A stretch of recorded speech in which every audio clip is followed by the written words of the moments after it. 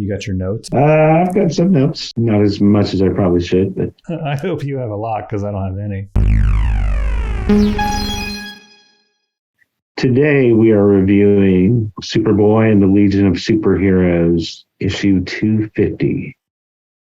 It was published on January 22nd, 1979, and has a cover date of April of 1979. It was written by Steve Apollo, a.k.a. Jim Starlin. He actually did the plot and layouts specifically, and the script, the dialogue was done by Paul Levitz. Dave Hunt did the finished art and inked it. Gene D'Angelo did colors. Ben Oda did the letters, and Jack C. Harris is the editor. The Steve Apollo character is actually Jim Starlin. Starlin, of course, was famous for doing work for Marvel in the early part of the 70s, just previous to this. Adam Warlock, created Thanos, that jazz. I guess he was running into a lot of conflict with the editor-in-chief at the time, Gary Conway. He jumped ship and got some work over at DC doing fill-in issues, mostly as an artist. So this is a continuation of the story that Starlin did about a year earlier in the issue 239, where Ultra Boy was framed for murder. And this issue is supposed to reveal the mysterious killer, and originally it was going to be a 64-page DC spectacular. And he had done the layouts and the beginning pencils of the full story. But then the DC implosion occurred, and the DC special series was canceled. So it was kind of put on ice, and eventually the editorial asked Levitz to sort of rearrange it a little bit, cut it down. He tossed a couple dozen pages and got it down to a two-parter. And Starlin was so disgusted with that and the fact that he wasn't able to get Rubenstein back to ink it because he liked the way he inked his work on the first one. He just disowned it and told him to put the Steve Apollo name on. So that is why that happened. Are you much of a Starlin head? Do you know anything about him? I don't think I never read like Dreadstar. I didn't read a lot of Marvel stuff, especially that spacey stuff with Thanos and the Infinity Gauntlet and all that stuff. Yeah, it was, I don't know. I found it kind of off-putting in the 80s. I read plenty of Marvel, but they kind of, I don't know why, but almost everything they introduced in the 70s during the 80s just kind of got forgotten for a while. And like a lot of those characters were quickly written out or killed off that were popular in the 70s, like Ghost Rider and Spider-Woman and such. And I don't know, it's just got this 70s tinged sci-fi feel that I didn't find appealing in the 80s. I had some Dreadstars that my dad brought home out of like the quarter bin or something that were like airbrushed and stuff. And it, I don't know, just reminded me of like Penthouse Comics or something. It just seemed yucky. Weird. The only Dreadstar issue that I've ever looked at is the one that Jim Sherman drew. Mm-hmm. And I have no idea what the characters or anything was in it. I just bought it because it had Jim Sherman artwork. As far as that, others like the spacey Marvel stuff, like they kind of brought back Adam Warlock. Like he got a series maybe in 1990-ish or something. Right. That all came back in a big way around in the early 90s. They did that Infinity Gauntlet. Yeah. Was the Infinity Gauntlet not a thing prior to that?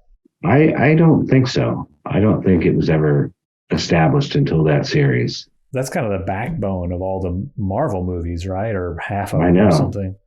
It's inexplicable to me because I thought it was garbage even back then.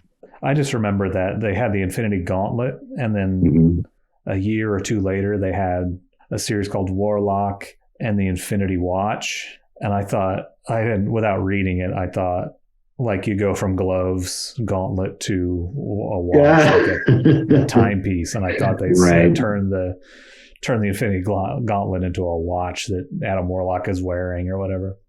Right. They kept revisiting the well like I guess Gauntlet was a big success. So then they did like the Infinity War, and they did like the Infinity Crusade. The artwork kept getting rougher and rougher. If I remember right, like when it first started, it was kind of exciting because George Perez drew it, or was supposed to draw it. I think he drew the first couple issues though.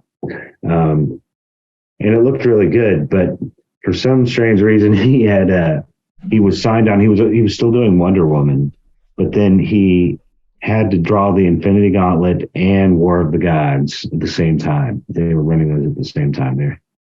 So he had to drop out of one, and he, I think, wrote the other one. And it certainly revolved around all the Wonder Woman mythology. So he had way more skin in the game there. So he left Infinity Gauntlet halfway through, and they replaced him with Ron Lim, who kind of sucks. He's okay. He draws Silver Surfer pretty. I didn't know who you were going to say. And in my mind, I'm like, Ron Lim? Yeah. And then you're like, yeah, they replaced him with Ron Lim. I'm like, ugh. Like if you wanted Perez and they replaced him with somebody like Ron Lim, I mean, he's good. He drew a ton of comics, whatever. He's fine. Right. But drawing comics is hard. I get it. But yeah, like. It is good enough and close enough that you can make it a few pages in, not knowing any different. But you're like, something has changed. Something is a lot less exciting about this. Yeah. Right. A lot fewer characters in it. I liked the Silver Surfer stuff because it was kind of cartoony.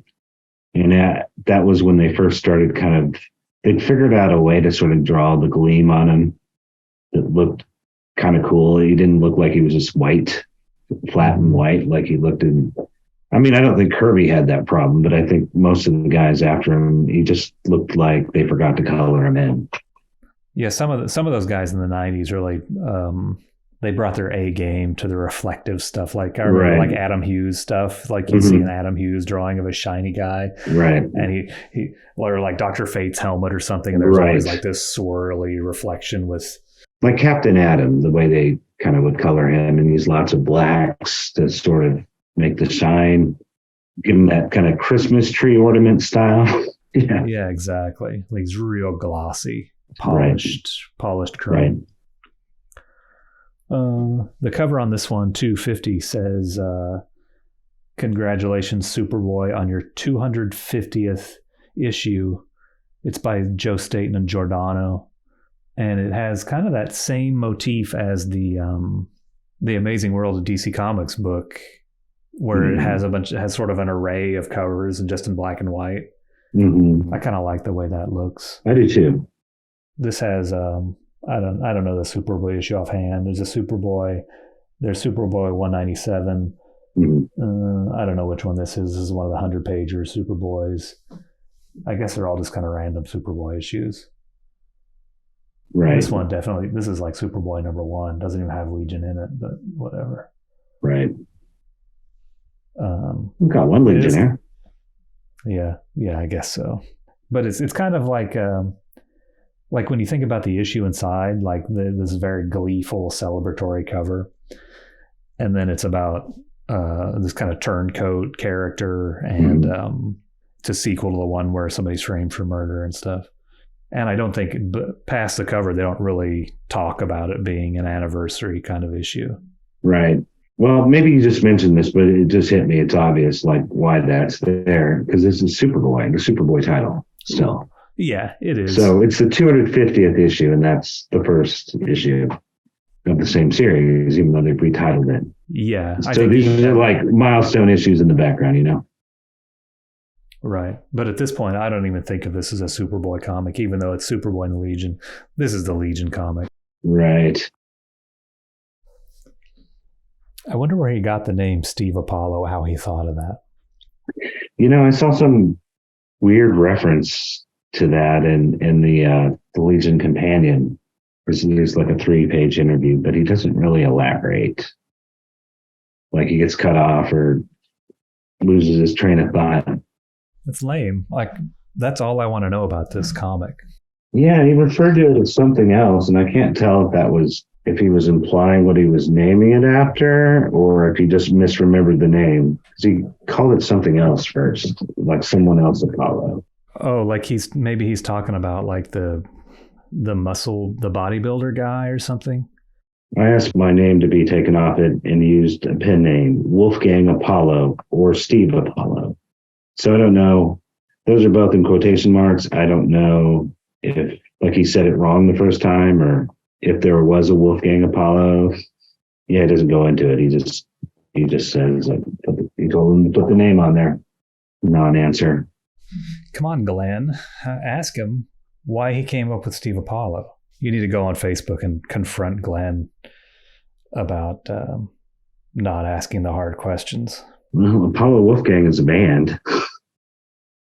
Yeah, so they tossed, they didn't end up using 15, 20 pages of his original story. And he ended up selling most of that off at conventions, I assume, in the years since. The interviewer here even asked if he would be willing to complete it, like if, DC Marvel occasionally have their out of the vault story or something, and they'll pull out an old Ditko and color it, or it's sort of like a director's cut, I guess. But he's pretty adamant about never going back to it or the Legion. He was pretty pissed off about that. Give me a break, Steve. Yeah. This is 1979. What is it today? 2022. DC was good to you. You stole Dark Side and made you think. Yeah, they didn't say anything about that. No. Well, all right. The first page of this comic has pretty rad chair, and I don't know, this thing where Chameleon Boy I guess he's used a computer to calculate who the killer is, and right. it's on this little ticker tape that's coming out of the printer. I cannot remember, especially since we're going through these out of order, if the espionage squad has been established yet, but we're already starting to see the Chameleon Boy written as sort of the detective, the sleuth, the spy member of the team, and he's been trying to solve this mystery for some time. And we see here he has just discovered the identity of the ominous hooded figure who was really behind the murder that Ultra Boy had been framed for. Right. He says one of our own members has betrayed us. And he's got some big ears. Starlin draws him with big ass. I know. MF and ears. But yeah, right as he's about to reveal to us who it is, this person shows up and knocks him out, I guess. Right. Or kills him? No, he doesn't get killed. No. But he's unmasked to Chameleon Boy, but not to us. Somewhere or another, I saw some people complaining about how silly this is. Like, why would the Legionnaire, who was actually the bad guy, show up in costume? Why wouldn't he just come as his normal self? It'd be easier to sneak up on him. But it's like comic theatrics, you need it. Makes for a more interesting, more tantalizing story, even if it doesn't make perfect logical sense. Yeah, I mean, now that you mentioned it, it makes absolutely zero logical sense. Right. Like very, very far from perfect sense. Right. And later he shows up again, but he's a hologram. So we know he has this technology to appear places holographically and talk to you. But for some reason, he's actually in person in this meeting. Well, you probably couldn't knock him out if he was a hologram. Yeah, I guess it's kind of weird that he's physically in the headquarters on this page, and then a few pages later, I guess he's maybe still physically in the headquarters, but he generates a hologram of himself to talk to the Legionnaires when they're all assembled. Well, right, because he is one of the Legionnaires being talked to by the hologram then. Right. When the Legion discover the unconscious Chameleon Boy, Wildfire, I think, is on. We find out that they sort of had a plan, like they knew he was probably going to get ambushed. So he has some sort of recording device hidden inside his ring, that Wildfire Oh yeah, that's right here. takes to analyze. Yeah, this is. Do you feel like this is sort of different style of storytelling? Like I don't know much about Starlin, but he has kind of what am I trying to say? Like I saw somebody talking about this online, or I don't know if it was you. I don't think it was. Somebody was like, imagine reading issue after issue of Legion, and it's these kind of Paul Levitz, Jerry Conway kids comics, and then you happen next issue is a Jim Starlin comic, right? As if Jim Starlin is this kind of, I don't know, like he's a sophisticated auteur type of comic book guy. Do you feel that's true? Did you see kind of a difference in the storytelling in this issue versus what you would get from the other guys? More so from 239, the first one he did, which came out the way he intended. I mean, that one is great, and it feels like some kind of, like it's like a noir. So it's a detective story. That feels very different and exciting, and the artwork looks fantastic. This, it feels more like Levitz and Starlin because, he basically chopped it up and shuffled it until he could make sense out of it. And I think it's totally different than probably what Starlin intended. You feel like the tone of this one is different, like a lot different from right. Except honestly, those first couple pages, like where the stranger comes and knocks Chameleon Boy out. That kind of has the same feel, that detective story, suspense. But then it kind of turns into a regular Levitz story from then on. Like I was thinking about these 4 panels here. Oh, okay, sure. It's sort of done a little differently to show the passage of time where Chameleon Boy he's prone on the floor and like it's kind of cinematic where the villain walks away, time passes with some narration boxes, and then Wildfire walks in to find him. Right. And I don't see Paul Levitz doing stuff like that very often. No. But that could be the extent of that whatever experimental type of storytelling for Paul Levitz in this issue. Well, the layouts were done, so I mean, Levitz may be reinterpreting them, but maybe we're seeing Starlin there, like in that. Like if you look at that page, it looks to me like if we ignore the dialogue, like Chameleon Boy's dead, because first we see that he's been sitting there for quite some time, knocked out. Right? It isn't your typical superhero concussion where they're okay in like 10 minutes or something. But then, I mean, he just reaches down, checks him out, and then grabs the ring off him and walks away. There's no like concern or checking for his, like we got to get this guy to the hospital, or I mean, some of that might be described in the dialogue, but if you subtract the dialogue out, it's like they found him dead. Yeah, you're right. He does, like it's written in the dialogue where he says, "What a warm Durlin is a live Durlin," they say, and that it does seem like.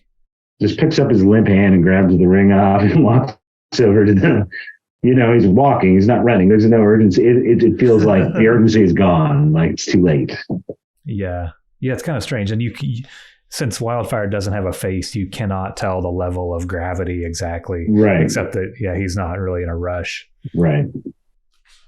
Not that I think maybe Starlin would surprise us at the end and Chameleon Boy would somehow turn out to be alive. But I think maybe Starlin intended for it to at least appear that he was dead early on.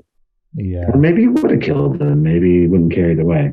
It seems like they wouldn't really give him license to kill a Legionnaire, no matter how much of a special issue it was going to be. They're still kind of like B-list. I mean, I think they're kind of, I don't know. They're not like valuable properties to them then. And I guess they're not really now either, but... Yeah. This is back to the recap page. They show the murder victim, Anne Ride. Was she all white like this in the other issue, or is this a coloring error? I remember she had like the kind of the gigantic makeup around her eyes, but I don't remember her being white. I thought she was like a blonde, like Caucasian girl. No, remember. Yeah. Anyway, Wildfire is explaining to the Legionnaires who assembled about, I guess that he now knows who the villain is. Wildfire has this cool skull show up in his visor to, like, it's not a literal reflection in his visor. It's an emotional reflection in his visor, I guess. I think that's my favorite panel in the book. It's real cartoony, right? Right. Yeah. Like even as cartoony as Giffen got, like he never did stuff like that. Right. It's like if you had like Wildfire is confused and he has a big question mark or something on his face, like they would never do that. I think it's great, but they would never do it. Yeah. I love it, but at the same time, it seems like it'd be something that'd be more effective if it was a reflection of one of the Legionnaires, but the way the shadow is cast, it looks like a skull, but there's still somewhat of a logical explanation for why it's there. Well, but there isn't actually any logical explanation, right? No. I think if I was to do a comic with Wildfire, I think I would put his emotions on his visor all the time, like an exclamation point, question mark, right, skull, whatever, poop emoji, I don't know what. Yeah, go back and forth on whether it's better that you can't tell or if they should show more. Like, like Spider-Man famously, the good artist would, sort of take liberties with the way his eyes look, and they can sort of explain it by the angle that the camera is aimed at, but sometimes his eyes will look scared or more angry. Yeah. And I think I have seen artists do that with Wildfire, like the angle they're coming at him will make the visor look more angry or scared. I think they should just really like cartoon it up if they can. But I get that most fans of superhero comics would not be into that. So are you talking about like images on the reflection? Or are you talking about like the top of his visor furrowing like a brow? No, like keep the visor, like the shape the same, but like you can do the glossiness and the glare of the visor. You can make that into shapes like they did with this skull on the other page. Oh, so it's kind of like Care Bears. Yeah, I guess so. Yeah. Like his emotions, like when he's around Dawnstar, there'll be a big heart on his visor. Right. Like he has a fight with Dawnstar and leaves the room, and he's like, "Well, my life sucks," and then on his visor would be this kind of reflection-y looking delineation of a broken heart. Makes sense. He's like, "I don't have a body. She'll never really like me," and he's heartbroken. Anyway, the Legionnaires are all congregated here. Even Tyrock has showed up for this one. Yeah, he pops up for a second before they just about to ship him back off to the Outer Rim. And the villain turns up, and they try to attack him, but he's a hologram. Some kind of wild coloring on this panel where it's got... Yeah, in fact, all the way through, like it just seemed real kind of sloppy. It doesn't blend. Yeah, the deep shadows on the folds in the mask are just kind of like... Yeah, I kind of like that style of coloring, but it only really works if something's really small, like not blown up big like this. So it's very evident. And this looks really strange on the digital DC Universe Infinite Online thing. It looks really strange. Right. But this panel, they've added even a little bit of magenta on top of the thick 100% cyan shadows. It looks really kind of wild. It works a lot better on the bottom than in the middle. The middle, it really stands out. Right. For sure. Almost like it looks like it was like maybe they meant to go in and put more gradation in there and forgot to do it or something. I mean, I'm not exactly sure. Were they cutting out ruby lith at the time? It is something like that. It's kind of an assembly line factory thing that isn't done by DC itself, I guess. The villain has conjured up some kind of creature out in outer space that they've got to go tackle. Here's some kind of cool space travel flight stuff. It's almost a throwaway, but I think it's kind of cool effects. kind of Ditko-ish almost, where they're flying out here and they've colored the trail that Superboy and Mon-El lead, color coordinated, and they fly through this opening of some kind. Mm-hmm. And it's an interesting way of showing his telescopic vision there. Yeah, with the inset eyeball. Right. Probably don't need the eye and the, hey, I think I see something. Like, you could have probably just had it wordless, but got to make it very clear. That's right. The Paul Levitz way. Mm-hmm. And then there's the big splash page of this creature. His name is Omega. Or Omega.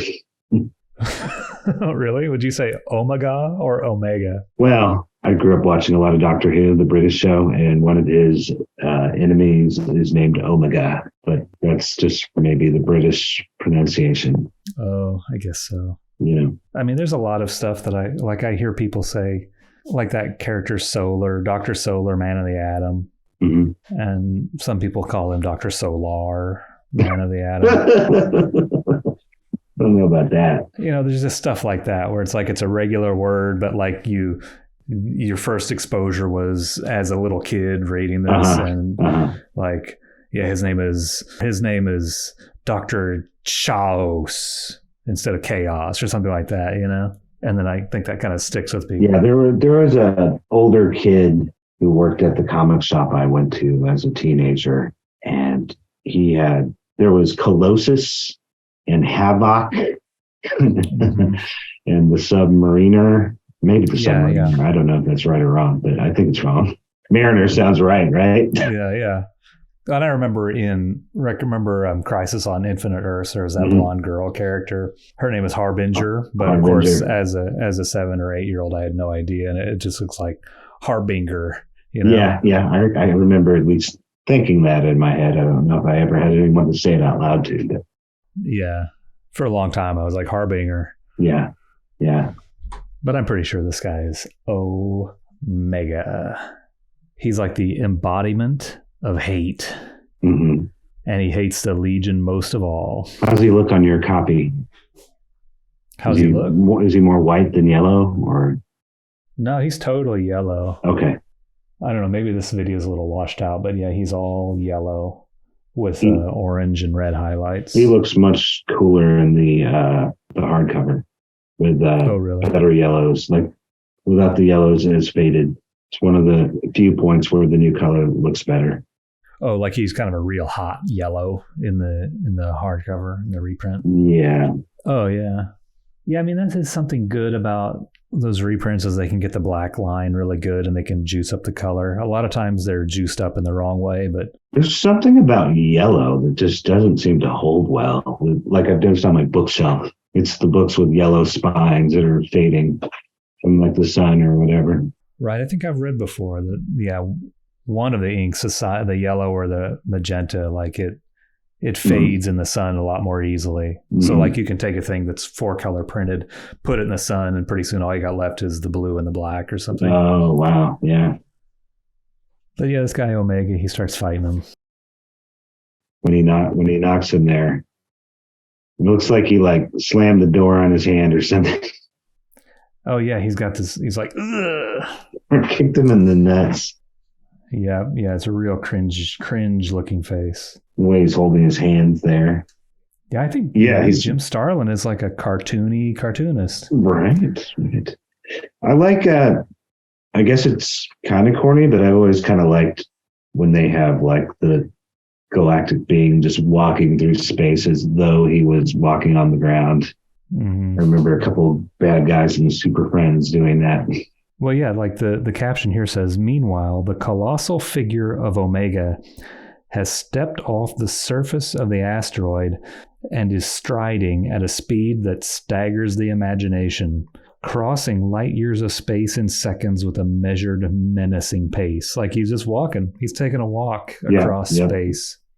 I just wonder what his feet are touching to let him like walk. And he's not any bigger than these guys. I mean, he's a little bit bigger. He's maybe 10 feet tall or something. But I don't know how he takes a stride that crosses light years or whatever. It doesn't make any sense. It's silly. There's like a guy Marvel has called the Stranger. He used to fight the X-Men and stuff in the 60s. I think he's still around, but they'd show him doing that too. Like, I don't know. It implies that they're godlike or something in some weird way. Like that, they're spanning the distance of the universe, like it was walking across the street. I mean, to me, it kind of seems like they're trying to get the idea of like walking on water or something, but right. But at a much even larger scale, a much more fantastical scale than that, even. But like, okay, I'm out in space. I swing my legs like this. I don't go anywhere. That doesn't make any sense. Right. Just have him fly like Superman does. Yeah, there was a great Super Friends with some intergalactic giant who's walking through space, and he just grabs Earth like it's a marble and puts it in his pocket. Wow, on Super Friends? That's right. Cool. I think he looked kind of like a Viking or something, some kind of space Viking. And Apache Chief has to like grow up to that size and fight him to save the Earth. It's pretty cool. I didn't know Apache Chief could get that big. Like, he gets bigger. He gets so big that he could put Earth in his pocket too. Yeah, he has to say like a neck chalk like 12 times to get that big. But yeah, they're just both standing in space, like fighting. But it's fun. Yeah. I thought like the Spectre has that kind of power where he can get really big. Like you always see that cover where like the Spectre is like literally like crushing the Earth on somebody's head. Right. I'm surprised Super Friends didn't call up the Spectre for that instead of trying to force poor old Apache Chief to get, bigger than he is acceptable of being. It was one of his moments of glory. Those guys didn't get as much shine as the main characters. I suppose. I mean, I always liked Apache Chief. I too. But now I think he would suffocate if he got that big. Maybe his powers are magic. Like, I think they've tried to bring him into the proper comic a few times, and like his powers are magic. Like, oh, I don't remember them ever doing that. Chapter 2: Madman in Our Midst. This is a good, pretty cool splash page. Brainiac 5 has this kind of strange medical thing on his head and attached to his hand. Kind of looks like a Dave Cockrum kind of drawing in a way. Right. Another example of Wildfire's visor being used as display emotion, I guess. Oh, yeah. Wow. Yeah, he's really going all in on the reflective storytelling possibilities of the Wildfire visor. Right. Yeah, I'm starting to think that Jim Starlin, he's like a Bigfoot and newspaper cartoonist in disguise as like a lame ass superhero illustrator guy or something. Well, one thing I do kind of like about his work, looking back at it now, and it's not really evident in this story because of the inking, but if you look at some of his early Marvel stuff, it looks like underground comics a little bit. It's got a cruder line to it or something. Something about it seems very underground. I remember talking with Alex Robinson a lot about that a few years ago when he got into some strange Starlin kick. And you can kind of see Starlin and Robinson a little bit. I don't know enough about either one of them, I guess. Unfortunately, no knock against Alex Robinson. He's a great cartoonist and podcaster, I guess. He's more well known for that now. I only know him as a podcaster. Yeah, I wonder if Starlin is doing this just because, I don't know, like he wrote this script where Wildfire's kind of driving all of the narrative, and he has to draw this guy without a face, right, in all these panels. Yeah, so he does this. There's this reflective stuff over and over again.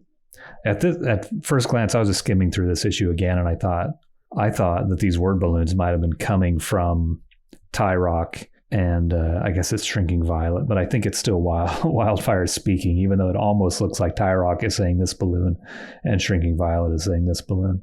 But I think it's still, for some reason, he decided to reflect those two characters as if Wildfire is looking at them, but Wildfire is still delivering all of the dialogue on this page, save for two balloons. If I remember right, and I may not be, but I think Wildfire was the leader when he first wrote this comic, but by the time it was published, like Saturn Girl or someone else had become leader.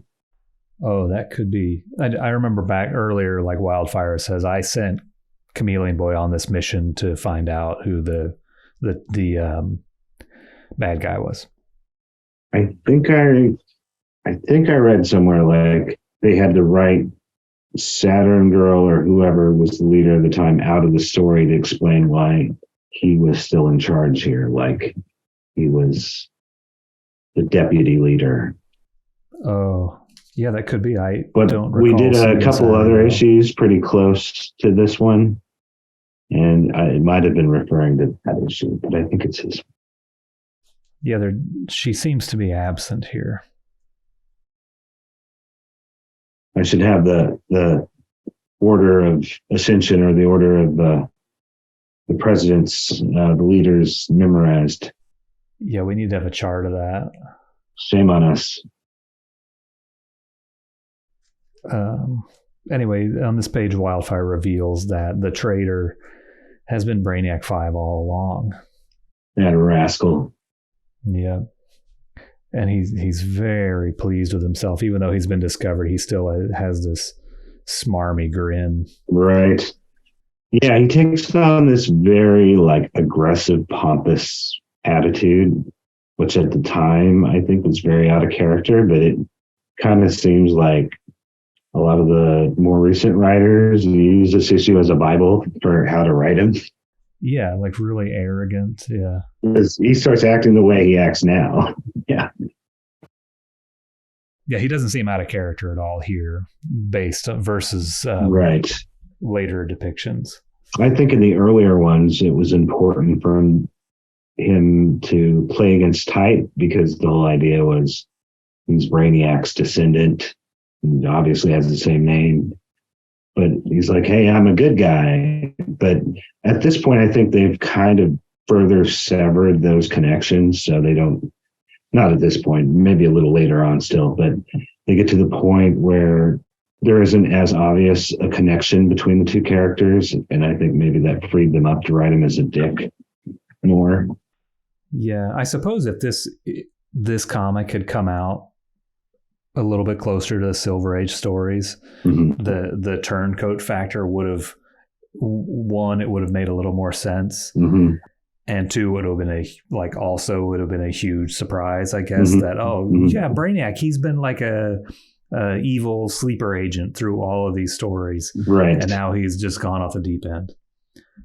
But I guess in this, they're playing it off that he's lost his mind. He hasn't been right lying in wait to become a traitor.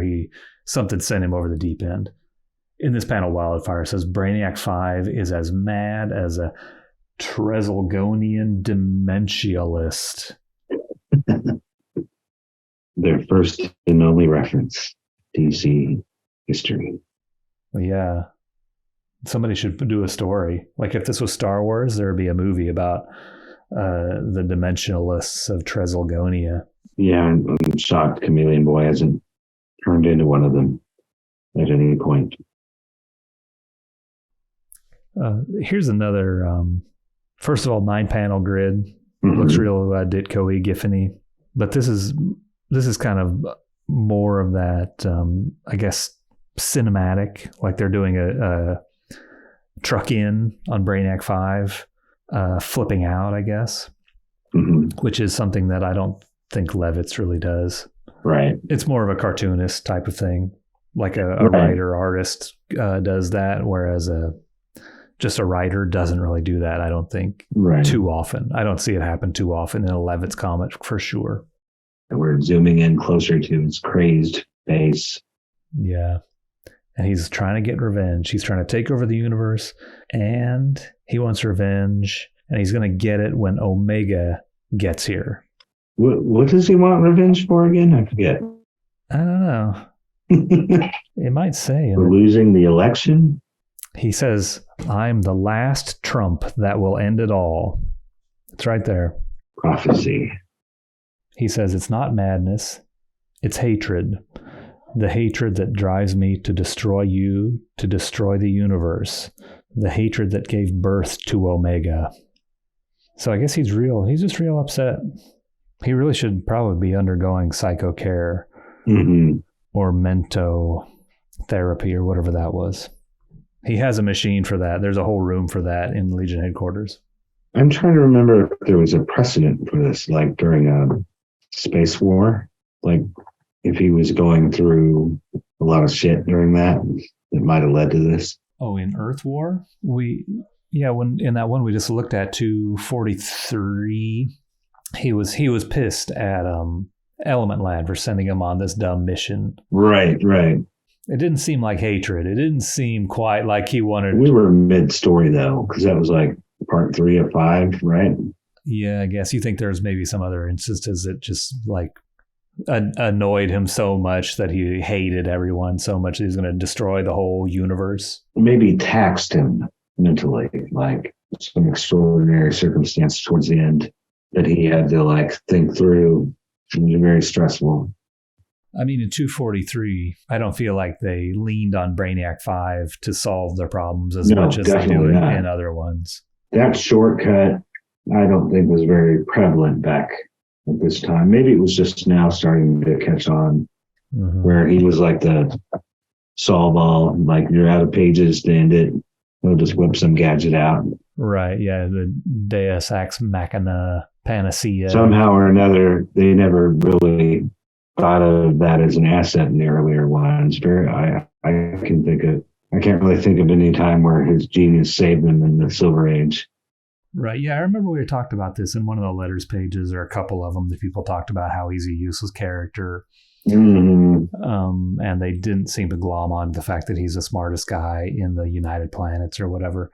Right. And it must just be because like their readers were young boys, and those guys really value like they see a character like Superboy as being better just because he's strong, better than a Brainiac 5 who's smart. Like at school, the brain is a nerd and the strong guy is the leader. So maybe that's just what they're trying to play it up. Like they would publish letters about people complaining about Brainiac 5. And then just in general, the audience is like, this guy is a nerd, a brain. He's no good for anything. Yeah. At some point in science fiction, like a new kind of like cliche formed where like you'd have the super genius that could, like being a super genius like Reed Richards or whatever is great, but unless he's in the lab building something beforehand, it isn't much use. But then they start, I don't know, I noticed it very strongly in like the Doctor Who revival, but I know it started way before then, where there's sort of this magical genius character who can like, he can make a teleporter out of an old computer and some shoelaces, and he can do it within seconds, so it's almost like he's magically conjuring things instantaneously. And I think some of the later Legion issues I read have written him that way, like where he can do almost anything. Yeah, like a MacGyver type of character, where Superboy was not necessarily that. I guess he did stuff like that. Superman and Superboy always did stuff like that, but if you could take a super smart guy and have him do stuff like that, it kind of changes the image of him as just like a nerd who can solve math problems real fast. Then they become like preposterously powerful because they can just build anything to solve anything. Yeah. And that's definitely like in Doctor Who, that's what the character has become. It's really boring. I thought this was kind of a funny transition where Brainiac 5, he's doing the classic supervillain thing and flipping out, revealing his plans or whatever, telling them they're doomed. You've crossed me for the last time. You're fucked. And then you flip the page, and they're all just kind of like, "What? What the hell?" It's like this. Yeah. There's no dialogue. It's great.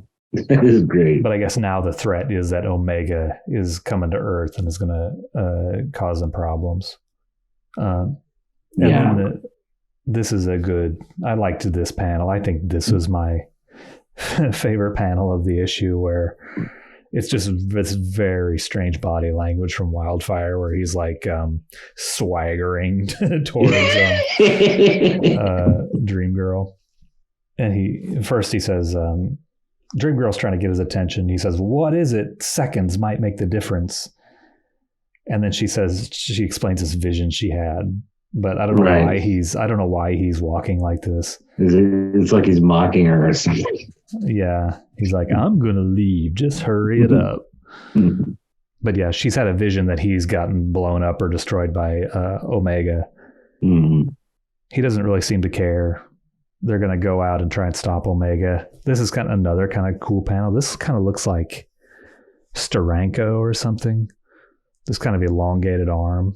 And these figures of, like we got Timberwolf, he's running that way. Ultra Boy's running this way.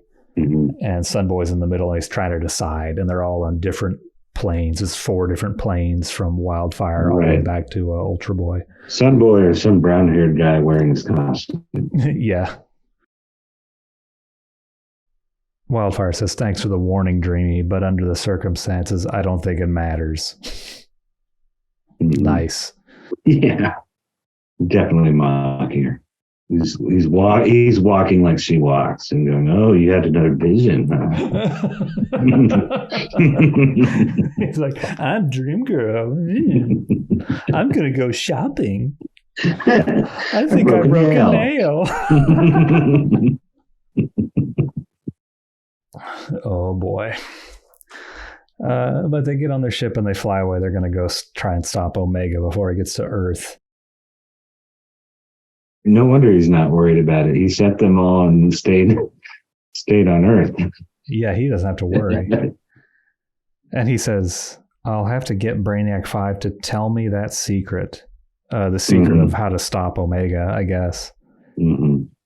And it says the end with 3 question marks. And did you look at this next issue after this? Uh-huh. I tried to start reading it. I mean, I didn't read it, but I kind of flipped through it, and it looks like Brainiac 5 is like the picture of sanity, and he's kind of helping him out in the next issue. It's weird. I don't know how much sense it makes. He decides he wants to help them a little bit, but he's still crazy. Yeah, he's still crazy, and his character changes. Like that, the next issue, 251, is the one that ends with Brainiac 5 and Matter Eater Lad in the same like padded cell or whatever. Right. But Brainiac 5, he seems completely sane. He still seems mad at the Legionnaires, but then he's also like they're still on a good terms, kind of, in a way. Yeah, I don't remember the lame, like if they swore their obedience to him or promised that they thought he was the greatest of all, he would help them out a little. Or maybe one of the guys said, who are you going to gloat to about all your power if you destroy everybody? Something like that. Uh-huh. Yeah, I keep forgetting. He's literally trying to destroy every living thing in the universe. Yeah. To get his revenge for, I don't even know what. Nothing. He's crazy. But we'll have to read part 2 some other day. Yes. Maybe we'll even read the first one. All out of order, of course. I mean, that's how I read all of these to begin with, right? Sure. Until like the reboot came in. I never read any of these in order, I don't think, at all. Just kind of catch as catch can with the back issue bins. I mean, I read 5 years later in order, but I don't know if that helped because by then it was really complicated. Mm-hmm. I totally read those completely out of order. Make it even harder than it already was. But yeah, we should start reading them. We should do number 1 or number 4 or something pretty soon. Anyway, that's it. We'll have to wait till next issue to find out if the Legionnaires survive the attack of Omega, I guess. But Brainiac 5's the bad guy. Brainiac 5 killed Anne Ride back in 239. He's done all the awful shit since then. And that's the triumphant 250th issue of Superboy. And the Legion will never be the same.